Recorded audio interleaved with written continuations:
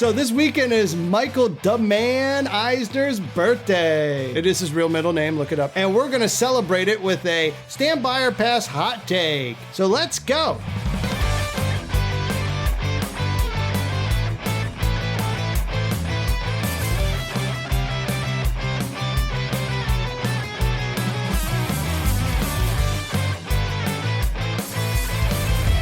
Hello, everybody, and welcome to Park Goers Go, your go-to podcast for all things theme parks. I'm one of your hosts, Dustin.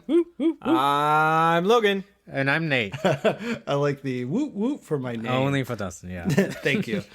And this is your go-to podcast for all things theme parks.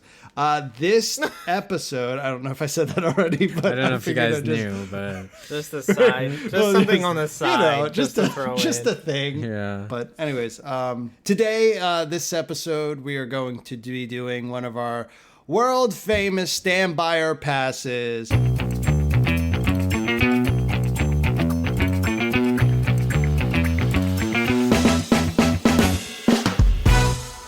Which is essentially one of us brings up a hot take of something that has to do with theme parks, and then we chat about it, and then we decide whether we're going to stand by the claim or we are going to pass.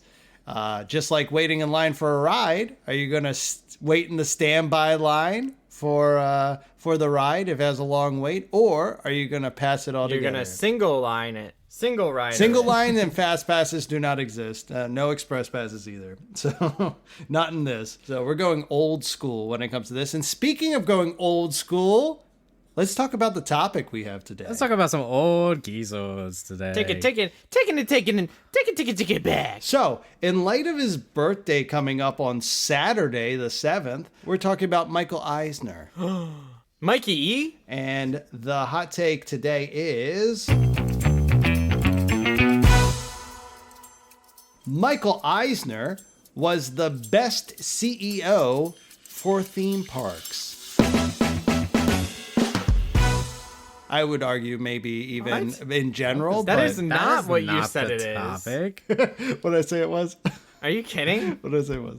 You said it was specifically Michael Eisner against did more for Disney. Disney than Walt Disney. I was going to say, he No, told it us to would've do been- research. no. He had us look up one person. It would have been. He's going it to would come have in been the specifically gate theme with parks. like 7 people fully researched. Yeah, did for Disney parks. He did more for Disney parks than Walt Disney. Yeah, is that good? Does that work? That's What do you mean better doesn't than work? the other The one. other thing you didn't even No, I mean, say does that work anything. with your research? Yes, that he work with your only research? looked up Okay. Michael Eisner. What do you mean? You told us Okay, it, okay. and then we got here, we went live, and you changed it. Okay, we're fixing it then. Okay, so What do you mean fixing it? you guys did research on Michael Eisner and Walt Disney, correct? That's well, yes. Specifically when it has to relying do with the on theme my parks. We didn't really previous- need to do it. Yeah. I'm relying on my previous Walt knowledge. Yeah. Okay, But I did do research on Mr. E. Okay. Papa. Mikey So- E. let That's what his friends let me call him. change it then. All right, so here's the hot take.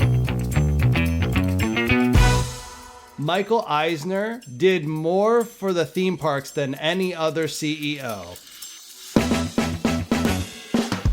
That is still not what we agreed on. We didn't do research on other CEOs. Oh, it's all right. It's here. We'll talk about it. Maybe Okay. next time, if you just want to send us the one that you're gonna say in the understand. pod. I did say that it might change. I thought you meant your opinion might change, not like no. the entire topic. No, the stand by or pass.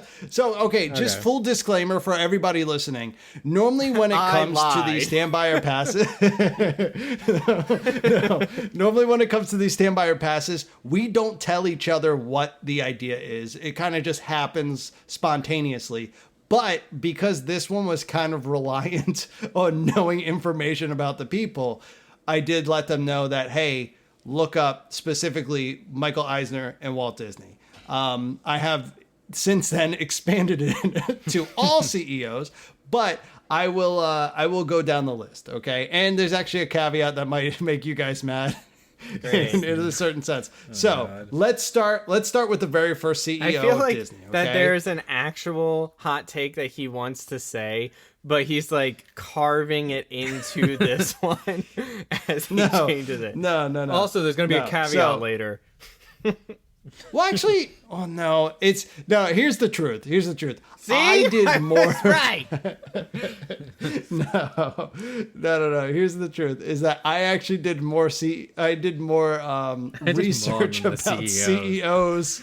No, I did more research about the CEOs, and I wanted to include that information in, or else I just wasted my time. God. So, Oh my god. anyways, This is now an All right, information so- episode. okay, hold on. Oh, okay, hold on. All right, so let's talk about the CEOs real quick. Okay, and then we might change the Standby Pass again. All right, name 'em. Because, I mean, as per tradition, because we typically do that in episodes. I know anyways. 2 of them. So, okay, first CEO at Disney was... Walt. W-E-D. Incorrect. So the first CEO of Disney middle was name. Roy O. Disney, which was his brother. Believe it what or I not, said. Walt Disney was not a CEO. At all. Ever. Right.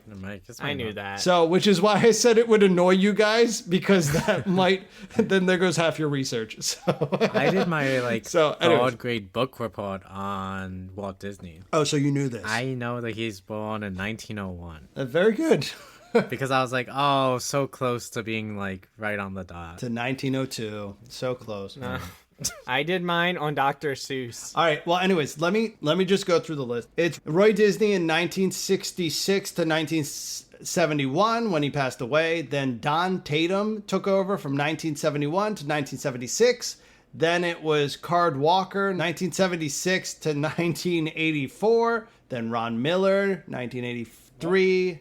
Oh my gosh, where am I going? A lot Hold on, of I'm overlaps going on back. the CEOs here. Card Walker, 1976 to 1983.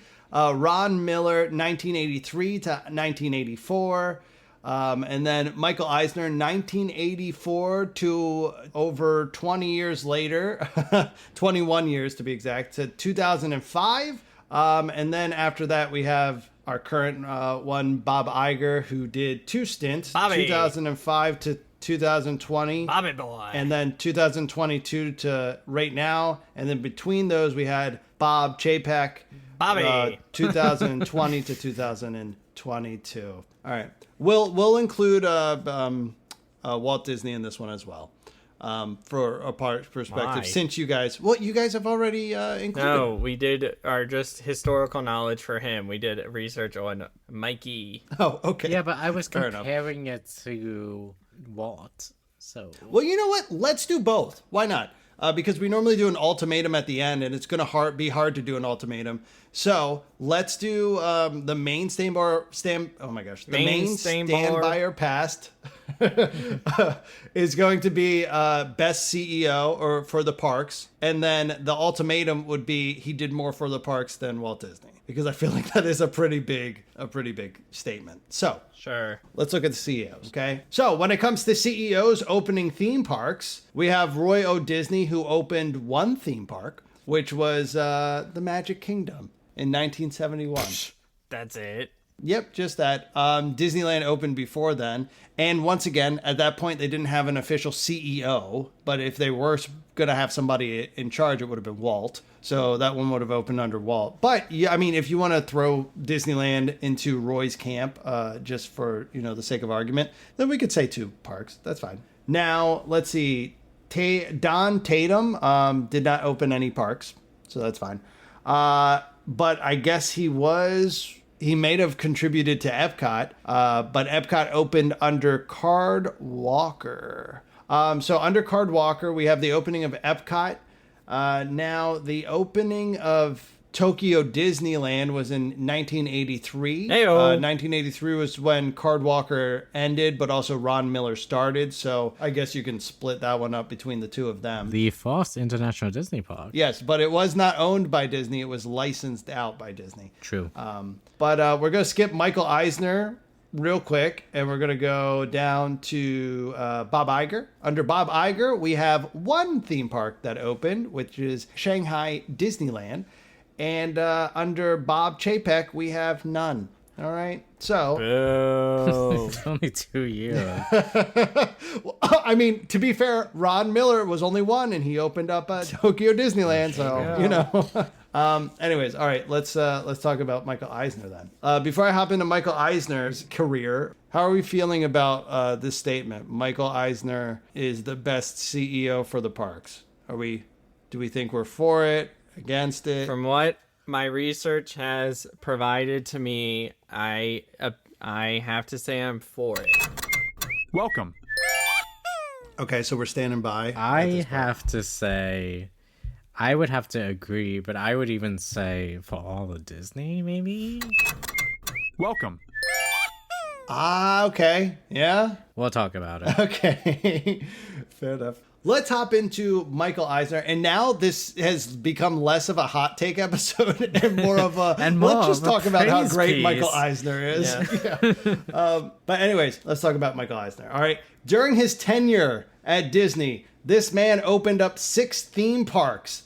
6 out of the 12, half of what Disney has, this man opened, which was in order: MGM Studios, Disneyland Paris, which was Euro Disney at the time, Disney's Animal Kingdom, Tokyo Disney Sea, Walt Disney Studios Park, which the name changed, I think, to Disney Adventure Park or something like that. Something like that. And then Hong Kong Disneyland. He also opened 2 water parks, Typhoon Lagoon and Blizzard Beach. Over on the West Coast, he opened Downtown Disney, which is connected to the parks. I didn't say California Adventure. Hold on. I don't think you did either. He but also did. opened Disney's California Adventure. Yeah, I didn't even bring that one up. Yeah, so 7 of the parks. And then he also opened Downtown Disney, right connected to that. He also expanded the use of Disney Springs to... Oh, that's what I was thinking of. Yeah, because remember, Disney Springs, before it was Disney Springs, was called Downtown Disney. And then he also added Pleasure Island, which was the nightclub area that was at Disney Springs. When it comes to outside of the theme parks, but still related to, theme parkness, he opened up Disney stores, or the Disney stores.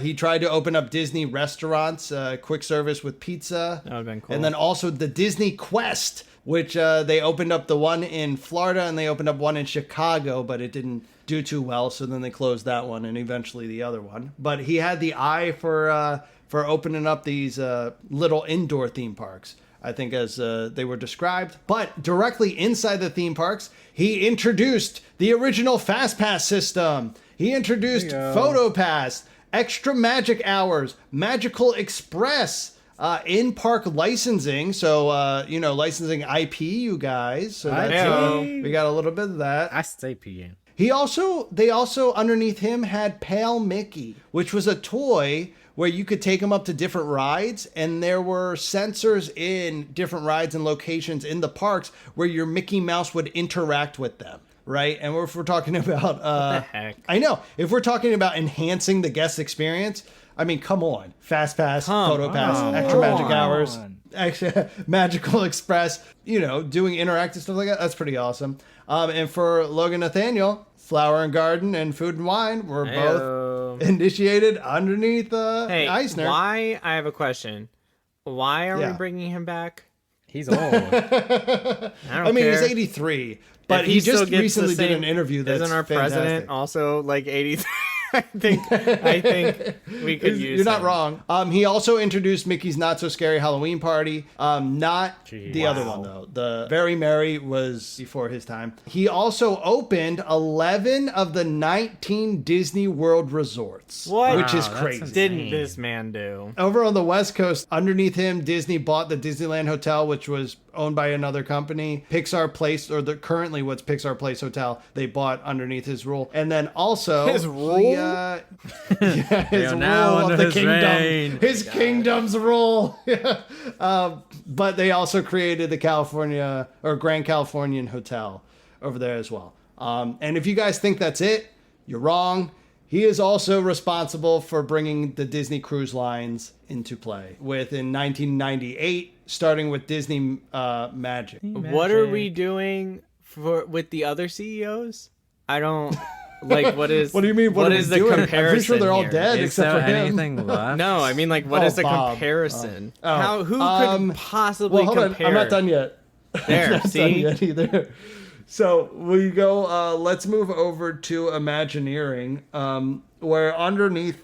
So a couple years before he became CEO, they switched WED Enterprises to Imagineering, like See, officially. he even But made under it him- better. Oh, no, that wasn't No, it was under him. before. Well, no, that was before him. Well, still. But I under him, they contributed did to him. trademark the term Imagineering. There you go. But There he is. I have in what I've read or viewed through documentaries and whatnot, when he came into the company, it was very much a dark period for Imagineering, and they thought that they would get canned. But as a lot of Imagineers at the time have said, that when he first came in, he talked directly to the Imagineers and said, this is something that he would really like to focus on, and was a champion. At least at the beginning, he was a very big champion of the Imagineers. And I know a lot of the Imagineers that I talked to, or who was hired at the time, were able to, pretty much scale the ranks. And,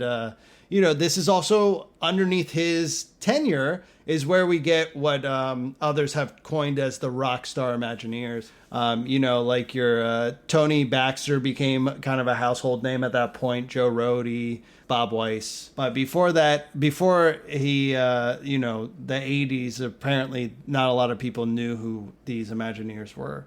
So, yeah. And Idiots.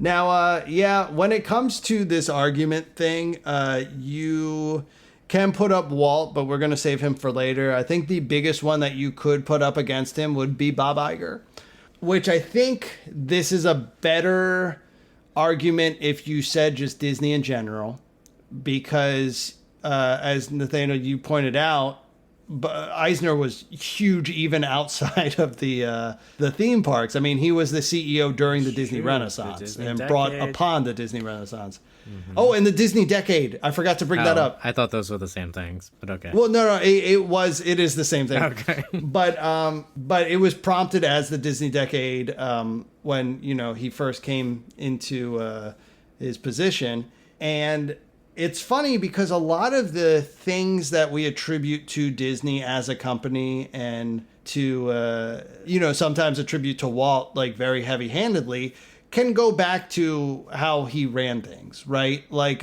Disney has the attention to detail for Imagineers is always on purpose and always deliberate and all that. And I mean, if you listen to like how they made Disneyland, right? And you watch Handcrafted, the documentary, and also, the Imagineering documentary, that it was handmade and everything, there was some deliberateness to different things. But it was very much like a quagmire of just different positions trying to do different things and just trying to get the place open, right? But by the time Eisner gets there, you get all these different people specifically focusing on, how do we make the rocks look specifically like the rocks that would be in this area?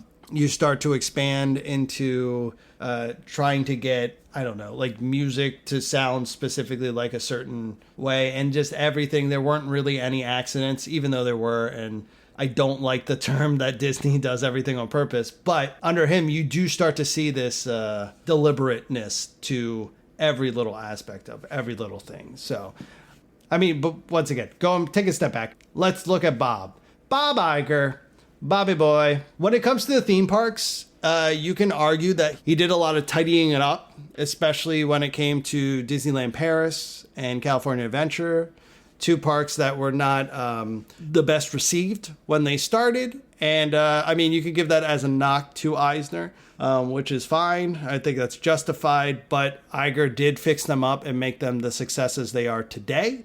So that's good. I mean, and also the other one in Paris too. The Adventure Park. Under Iger, we did see a lot more IPs enter into the park as opposed to with Eisner. Eisner did, well, no, that's not true, because Eisner did put Star Wars, I guess Disney owned IPs at the time. Iger did open a couple lands as well.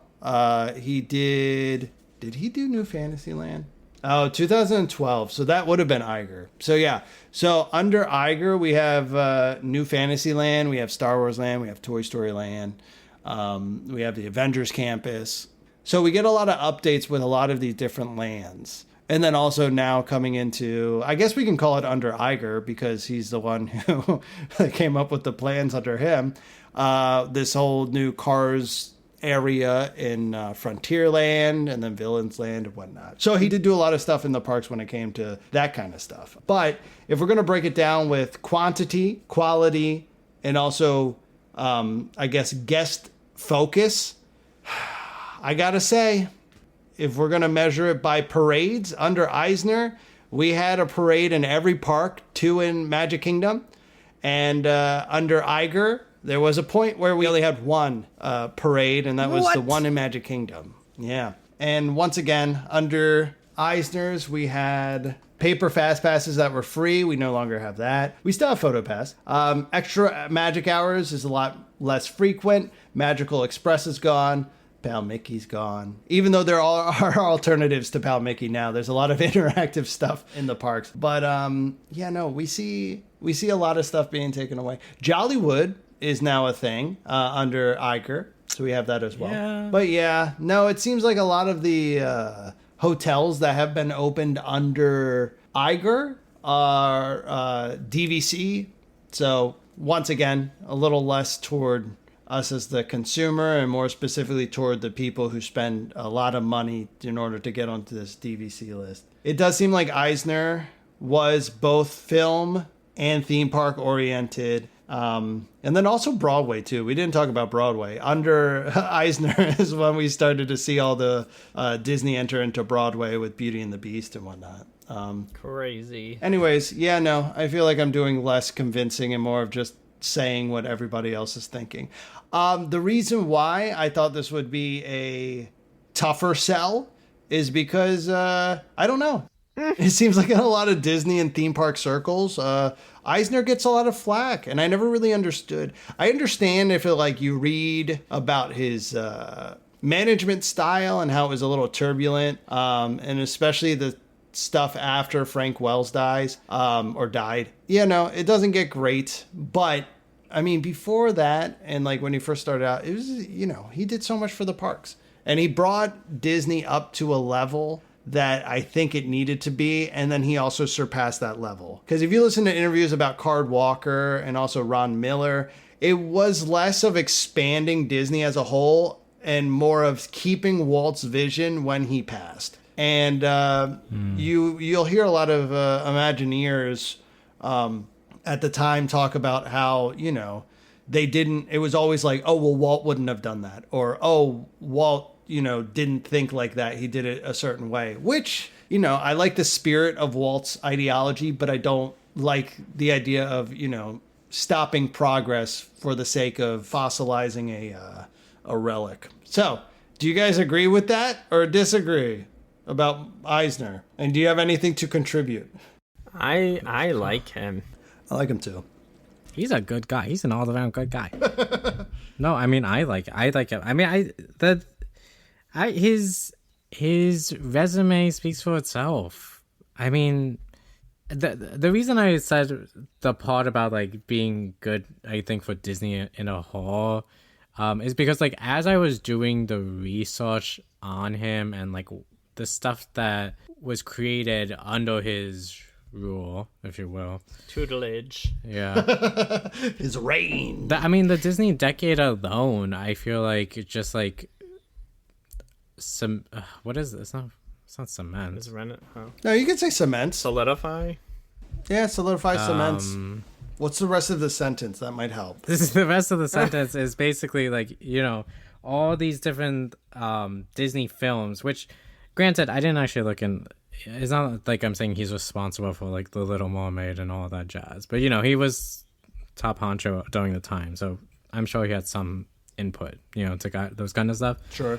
But that's what Disney's known for. That's the iconic. It's always going to be the iconic part of Disney is those films that came during those decades, I think, and it played a heavy influence into what we now know the parks as. With all these different IPs being put in, Magic Kingdom is basically a physical version of the Disney decade, if you think about it. But other than that, I mean, again, all the parks that opened up, all the resorts that opened up, the cruises, everything, like, it's crazy. It's crazy. I mean, I know it was 21 years, which is a long time, but like, it's crazy what he did. Right. And there's a reason why they kept him around all 21 years. That's true, yeah. Because he got boom, It is boom, boom. a crazy And it was long less, time. right. And it was all about creating and not so much just buying other things, which, I mean, you could, you see, now, if you want to play devil's advocate, a lot of what he did was took things that were successful, used the Disney name, and kind of muscled out competition. Like with Pleasure Island, the whole idea was there was a place in downtown Orlando called Church Street, which was a big deal, and it was a big nighttime place.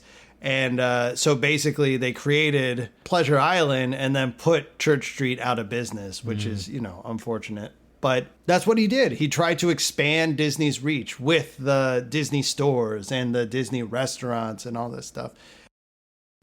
Yeah. And I think that's such a good thing in such a tangible way. You know what I mean? Like, that's the kind of stuff that we see and we're like, oh, yes, this is good. This is for us, the consumer.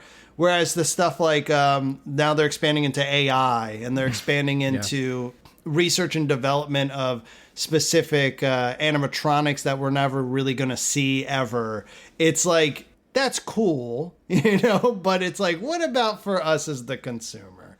It's I mean, it's kind of like, I mean, it's what Igo did. It's the fine tuning or like just the slight adjustments to what we already have, and I think that's why Eisner stands out and is not equivalent but comparable to Walt, is because they both came to the table with, like you said, innovative ideas, new ideas, taking risks, and bringing just a freshness, not even just a freshness, like a whole new experience, like it's, everything was new. And it wasn't perfect, but when Walt did it, it wasn't perfect either, like it, and that doesn't really matter. I mean, it probably does to shareholders and stuff, but like those things get better over time, but the foundation is the important part. I mean, like, Igo, couldn't improve all this stuff if Eisner didn't make it. And it's not just Eisner. I mean, it's obviously all the other people at the company at the time, too. But still, Right. But, I mean, under his leadership, I mean, you can also break that down with Walt, too, where, Walt really didn't do any of the hands-on stuff, especially after the first couple of years of him working. But, under his leadership. True. There's that. Tutelage. Logan, did you want to say anything? Tutelage. No. Okay, so now moving on to our quote-unquote ultimatum, where typically we would do say something like, okay, if we could only have Eisner as a CEO and no other CEO, or have all other CEOs and not Eisner, would we do that? But I kind of think that yes. we would, yeah, that was kind of the general thing. Well, but I mean, instead, the argument, yeah. Well, what were you going to say? Well, I was going to say instead we're going to do the Eisner Walt, but if you want to say... Well, I mean, I was going to say, the argument is kind of like what I was just saying, the stuff he made wasn't necessarily perfect, except for Disney Sea. Good job there. Yeah. A lot of, I guess, the improvements and fine-tuning came afterwards. Same with Walt, Walt created something and then it was fine-tuned. Did he? He created Disney, he created the ideas for Epcot and all that stuff, but it was fine-tuned by the later reigns, so is having one guy try to lead everything the best way, or does it need to pass through a couple of hands before it becomes great? As long as he focuses on the parks. That was the question. If he focuses heavily on the parks for a very long time, then I think I can still be supportive of just him. You trust that he can fine tune it himself. I trust that he has people under him that can fine tune other things, and he can focus on fine tuning the parks for 20 plus years. I mean, I would have rather had Eisner back than the other guy. Chapek. Yeah. Well, also, just once again, we are kind of looking at this with rose tinted glasses because, we forget all of the specific stuff. But near the end of his tenure, things did start to go a little bit into a decline. Yeah. One famous thing is that, especially when it comes to the films, which I thought was pretty funny, is that when Pirates of the Caribbean was, being talked around and shopped around, and when they started filming, Eisner apparently, allegedly, said that he did not think Jack Sparrow would work because of nobody has really seen a flamboyant pirate, which, as we all know now, that is not correct.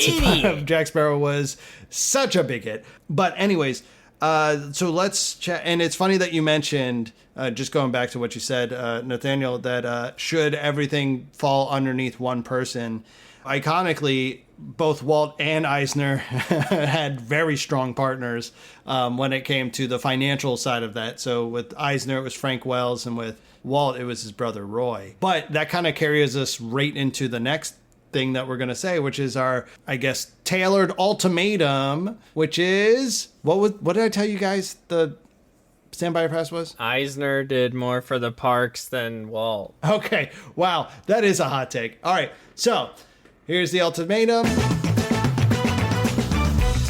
That Michael Eisner did more for the Disney parks than Walt Disney. Knee-jerk reactions, what do you guys think? I mean, it is obviously a little unfair, but just the sheer quantity and depth and reach that Eisner was able to do, it's so... I can't think of a logical argument besides the fact that, of course, they wouldn't exist at all if Walt didn't start them.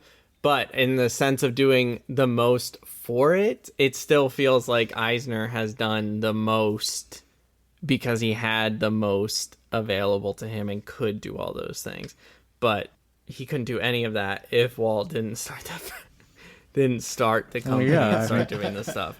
So I think obviously, I think Eisner did more for the Disney parks than Walt did, but we all know it wouldn't have happened without Walt anyway. Well, here, let's talk some facts real quick before we hop into more of you, Logan, and then Nathaniel. All right, so Disneyland opened 1955. As we know from Handcrafted and other documentaries, they only built it in 1 year.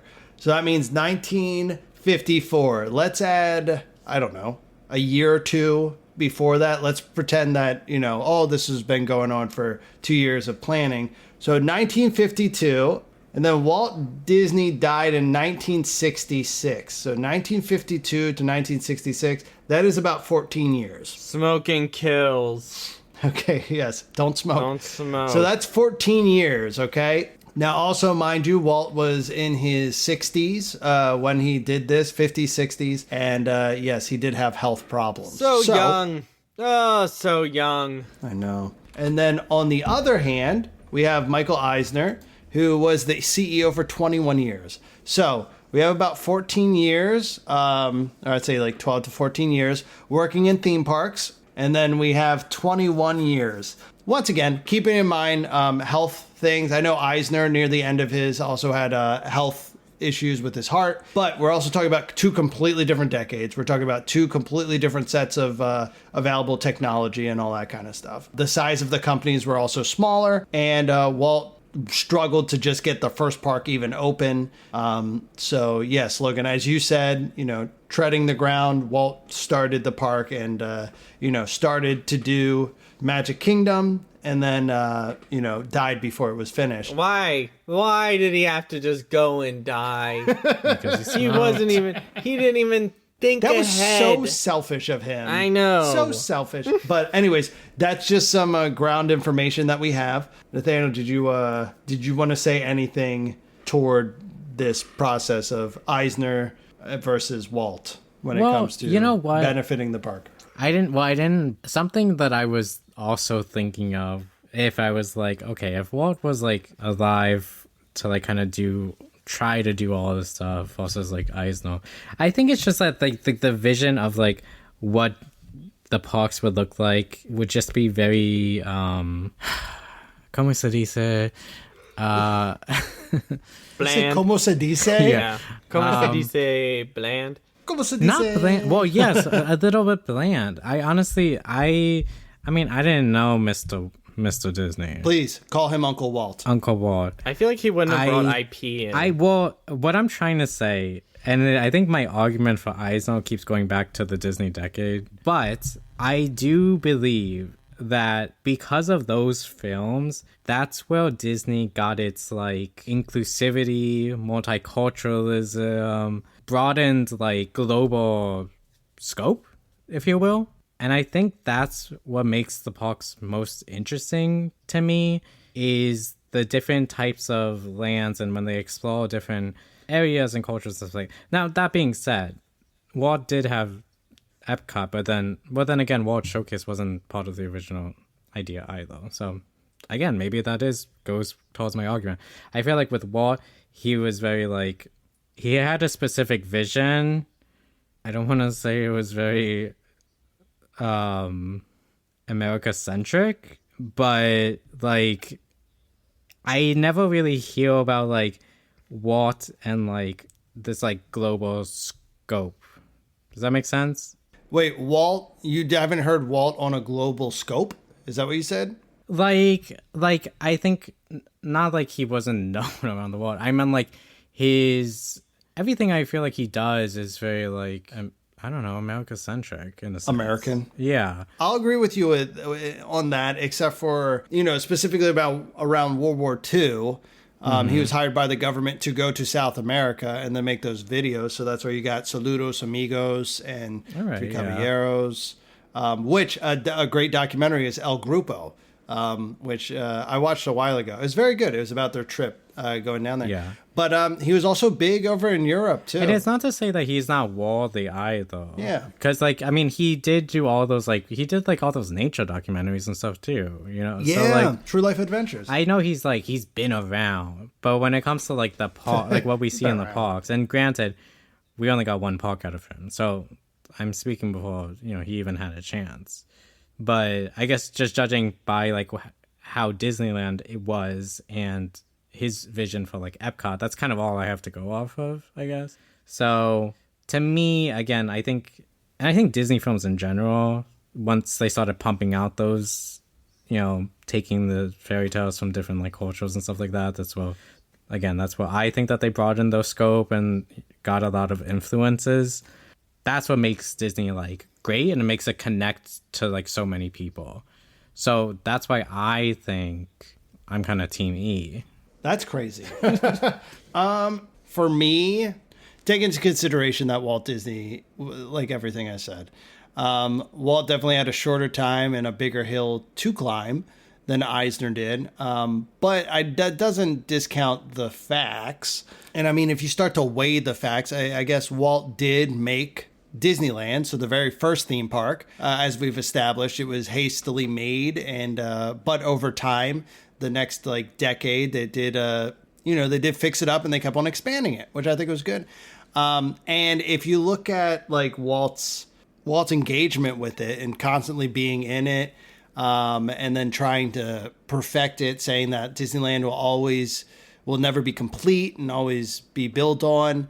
I do think it's a good indicator that he was invested in making the customers happy, which is always a good sign. And then you look at the Florida project, which is, okay, we're opening up Disney World on the other coast, which, ended up happening. And he did have plans to expand the parks. So I think at a base level, Walt was very much, we're going to expand the parks and focus on the parks and yada, yada.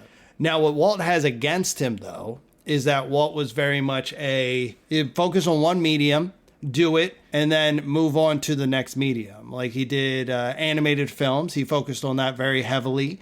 And then when we moved into live action films, he was still focused on the animated films, but it was less so. Like I remember reading something about how 101 Dalmatians, let me see when that actually came out. 1961. Oh, good. Perfect. In 1961, when 101 Dalmatians came out, they started using Xerox copies instead of hand drawing everything, which really did not gel well with Walt Disney, but they continued doing it, which leads you to believe that he didn't really have that big of a hands-on with the animation at that point. But like we said, they had live action and also the theme parks at that time. So, you know, as you move on, you things kind of, you know, you leave in other hands. And we all know famously that Walt's next project that he really wanted to make was the experimental prototype City of Tomorrow, which was Epcot. Not the theme park, an actual community. This city? I thought it was community. It might be community. You might be right. I might have just made a fool of myself. But I was proud that I got through it without stuttering Crying. or anything. Without crying, yeah. But he wanted to move on to an actual community. So if that were to come into play and we were to live longer and we were to move into there, would he have left the theme parks into other hands? We would move into there. Yeah, no, we would. Can you imagine Walt Disney becomes a real estate mogul instead of what he like where Well, it they is kind of now? are, but yeah. Yeah, I mean, under Iger, yes, they are kind of venturing into that. But with that being said, all that being said, you know, he was a progressive man and constantly moving, and that's the thing. And as we pointed out, he was the president of Walt Disney, the Walt Disney Company. He was chairman and all that stuff, but he was never CEO because that title didn't exist at the time or within the company. But you also look at all these different things where, like, they created WED Enterprise so that Walt could have his own company that wasn't owned by somebody else, because at that point I believe they went public. So Walt didn't own something. So there were a lot of these struggles where it's like, okay, what is mine? Oh, this isn't my company anymore. Let me make another company, but I still run this company. Whereas with Eisner, he was the CEO. You know what I mean? This wasn't his thing. He was hired to do the job. So he didn't have to worry about any of this stuff. He didn't have to worry about his legacy when it came to ownership. It was, you know, oh, I can go and do this and that. So I think the burden of not having to worry about any of that stuff definitely benefited Eisner as opposed to Walt. Well, he also had to worry about the weight of the Disney enterprise or like the Disney Corporation in its entirety. And the name. I think that's pretty comparable to like what Walt was experiencing, but probably less personal. But I'm sure that the weight was there. Sure. Yeah. No, But I I do agree see a with you on point. that I one, mean, too. like, Walt is like he's the founder, creator, inventor, innovator. Like, what came directly from him and his mind had greater impacts than, I guess you can say, what Eisner approved, as opposed to like made himself, you know, I guess. Yeah, and I do think there is something to be said with somebody who is an eccentric like Walt being like, I'm going to make this thing. I'm going to make it great. Oh, I have this other idea. I'm going to move on to this thing. I'm going to make it great. Where he's making his own legacy, but moving forward with it. Whereas with Eisner, there's something different about taking somebody else's legacy and continuing it on, where you do feel a little bit of a responsibility. I'm sure Walt did as well, but I mean, if Disneyland became very successful and then everything else started to dip a little bit, would that bother him as much? And I mean, it kind of, as history kind of dictates, it seems like he was bothered by the animation process that was going on, but he seemed pretty content with the theme parks when he passed. And yeah, I don't know. It's that is I think it's all important stuff to look at and very highly debatable. But another thing that we can look at as well is, since Walt was the first person to create the theme, or this theme park, this vision of the theme park, would there be Disney theme parks without him? Without Walt? Yeah, without Walt. No. I mean, no. Well, my argument would be that I think yes, but not in the same way. Because we've already established that there were amusement parks at the time. Knott's Berry Farm existed, Hershey Park existed, Cedar Fair or Cedar Point existed. And if you look at what Disney was doing at the time, and then also what Universal was doing at the time, Universal, you know, big competition. But by 1915, Universal Studios was already doing tram tours. So the tram tour already existed before that. one of the needs to put in those show scenes of the tram tour was because of the lack of, what is it called? Live performances being filmed or being shot, because that's why people went on it. So even predating Disneyland, the tram tour already had segments where there were scripted this or that, yada, yada, yada. Now, so going through like rides and all that stuff, rides already existed. And then also, like I said, the tram tour. So this area that is based off of films with themed rides already was kind of churning up. Now looking at animatronics have existed before Walt Disney coined the term audio animatronics and added words to it. Famously, the whole concept of animatronics was that Walt went on vacation, or one of his Imagineers found a little robotic bird that would move and tweet, and Walt said, I want that in the theme park. So this technology already existed. It was just, enhanced and repackaged and then put into the parks. Now, the hub and spoke, I think that's something that is genuinely a Disney kind of thing. I don't know about the other parks. I'm sure other parks did this as well. But would it be commonplace? I don't know. Probably not. The term weenie wouldn't exist. That was uniquely Walt Disney. Because talking about his dog with hot dogs. Yeah. The weenie of the park. So the thing that draws people in. Yeah. Walt said that about his dog, where he'd dangle a hot dog in front of the dog, and that would lead the dog to certain. Walt also brought in Mark Davis and the other iconic Imagineers that had the style that we all recognize as Disney, like the pirates on the Pirates of the Caribbean, the silly show scenes and Jungle Cruise. So if Walt never did any of this stuff, I do think that a decent amount of this stuff would still exist. I don't think we'd get the Mark Davis humor that we see in Disney World that they kind of copied everywhere else. But I do think that amusement parks would have continued to exist. Maybe not to this caliber, but I don't know. But once again, I think that argument's kind of silly. And I'm going to stand by that Eisner did more for the theme parks than Walt. Welcome. Just because he had way more time and way more money and way more technology and everything else. But I mean, Walt's contribution is invaluable, and we all know this. And everyone who says otherwise is wrong. Yeah, no, it's true. It would be a crazy world. Also, I don't think that Walt would be able to do what Eisner did, and I don't think Eisner would be able to do what Walt did. Yeah, that's fair. Oh, that's an interesting one. I don't think Walt would have cared to do what Eisner did. Does that make sense? Mm-hmm. Because like I said, Walt always seemed like he was moving on to the next thing, whereas Eisner was like, we need to build this brand. But I do, at the same time, though, I do think if you put Eisner back then, just knowing like what he did with the Disney Company, I don't know. I think he could throw together a theme park. It would be different, but I don't know. But anyways, what do you guys think? Stand by or the ultimatum, stand by or pass? You stand by that Eisner did more for the Disney parks than Walt? Yes. Welcome.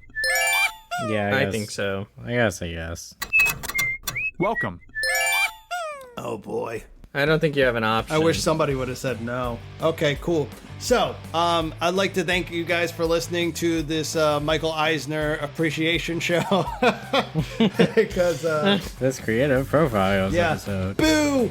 Boo, Walt! No, I'm just kidding. No, this was actually, especially this ultimatum, pretty big swings when it comes to this. What do you guys think? Do you guys agree? Do you think Eisner did more for the Disney Company than Walt or any of the other CEOs? Not Disney Company, I'm sorry. Theme parks in particular. Theme parks. If you disagree with us, please let us know. I know there's probably a decent amount of people who do.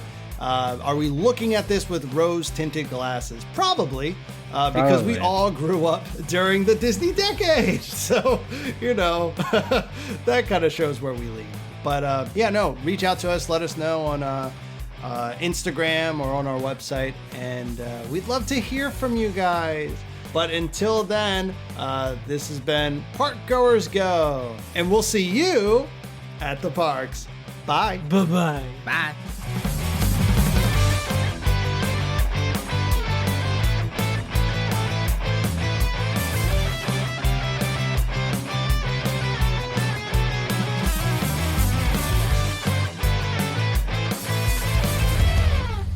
Thanks for listening to this episode of Park Goers Go. Catch our new episodes every week and catch up on our old episodes on Spotify. For any updates or new information on the theme parks or podcast, follow us on Instagram at ParkGoersGo or visit our website at www.parkgoersgo.com. This episode was produced by Dustin, Logan, and Nathaniel and edited by me, Dustin. Our theme song was created by John Riedel. You can follow Logan and Nathaniel's theme park adventures on Instagram at The Parkgoers. And you can follow me, Dustin, at Mr. Parkgoer. If you want to reach out to us, visit our website or Instagram and send us a message. We'd love to hear from you. And until then, we'll see you at the parks.